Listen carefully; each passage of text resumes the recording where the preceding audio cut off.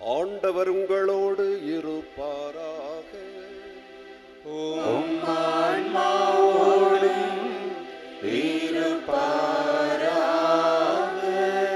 யோவான் எழுதிய நற்செய்தியிலிருந்து வாசகம்.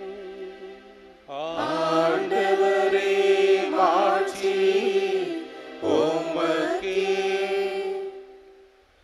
அக்காலத்தில் இயேசு யூதர்களிடம், என் வார்த்தையை கடைபிடிப்போர் என்றுமே சாக மாட்டார்கள் என உறுதியாக உங்களுக்கு சொல்லுகிறேன் என்றார். யூதர்கள் அவரிடம், நீ பேய் பிடித்தவன்தான் என்பது இப்போது தெரிந்துவிட்டது. ஆபிரகாம் இறந்தார், இறை வாக்கினர்களும் இறந்தார்கள்.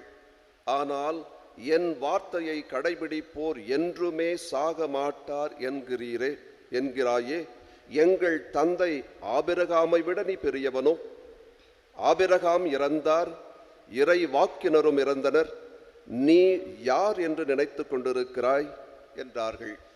இயேசு மறுமொழியாக, நானே என்னை பெருமைப்படுத்தினால் அது எனக்கு பெருமை அல்ல. என்னை பெருமைப்படுத்துபவர் என் தந்தையே. அவரையே நீங்கள் உங்கள் தந்தை என்றும் சொல்கிறீர்கள்.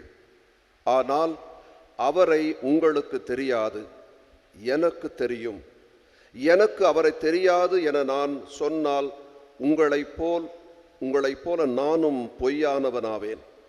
அவரை எனக்கு தெரியும், அவருடைய வார்த்தையையும் நான் கடைபிடிக்கிறேன். உங்கள் தந்தை ஆபிரகாம் தான்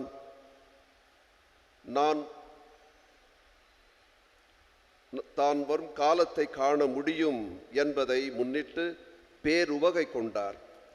அதனை கண்டபோது மகிழ்ச்சியும் கொண்டார் என்றார். யூதர்கள் இயேசுவை நோக்கி, உனக்கு இன்னும் 50 வயது கூட ஆகவில்லை, நீ ஆபிரகாமை கண்டிருக்கிறாயா என்று கேட்டார்கள். இயேசு அவர்களிடம், ஆபிரகாம் பிறப்பதற்கு முன்பே நான் இருக்கிறேன் என உறுதியாக உங்களுக்கு சொல்லுகிறேன் என்றார். இதை கேட்ட அவர்கள் அவர் மேல் எரிய கற்களை எடுத்தார்கள்.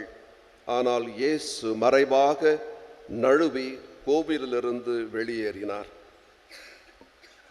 இது கிறிஸ்து வழங்கும் நற்செய்தி. கிறிஸ்துவே